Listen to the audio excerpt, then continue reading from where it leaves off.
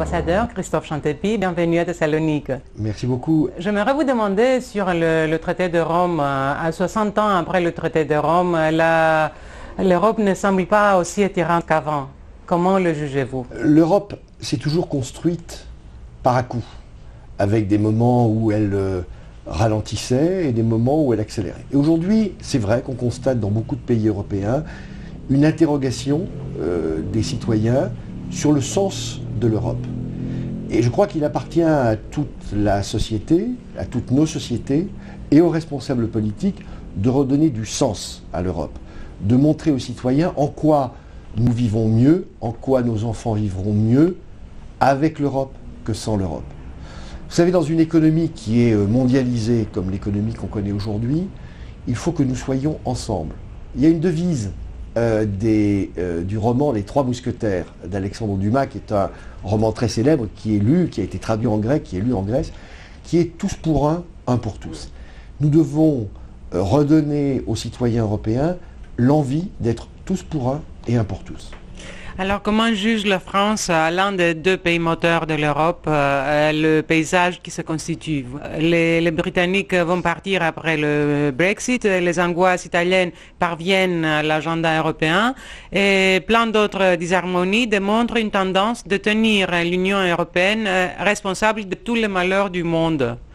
Alors, un pour un, l'un pour tous, mais on ne le voit pas. Aujourd'hui, il y a un certain nombre de choses qu'il faut montrer aux citoyens européens, mais très concrètement. La première chose, le président de la République française l'a dit dès le lendemain du Brexit, c'est que l'Europe protège les citoyens européens.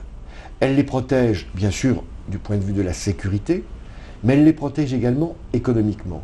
Si chacun de nos pays était tout seul, isolé, dans le grand vent de la mondialisation, alors chacun de nos pays serait beaucoup plus faible qu'aujourd'hui.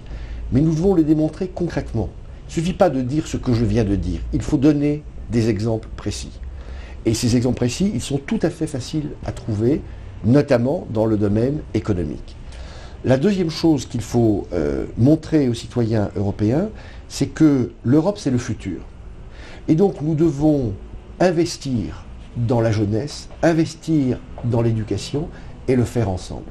Puis il y a une troisième chose, pour donner envie aux futurs citoyens européens, qui sont les jeunes d'aujourd'hui, de continuer l'aventure de la construction européenne. Pour leur donner cette envie, il faut qu'ils se connaissent mieux.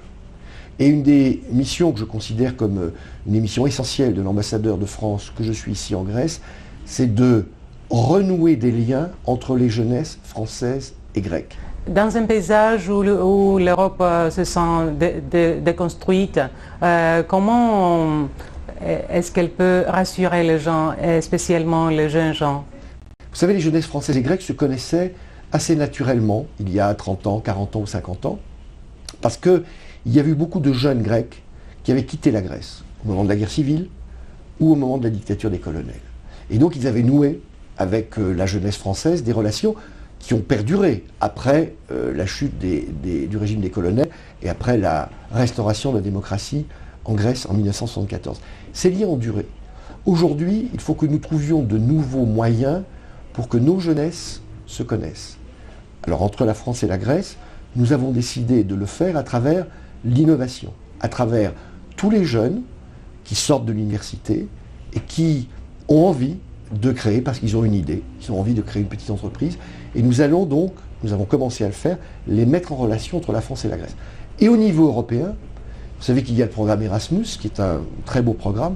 Il faut que nous développions à tous les niveaux, dans tous les secteurs, le programme Erasmus, pour qu'un jeune français se sente aussi bien à Toulouse, à Lyon, qu'à Thessalonique ou Hambourg.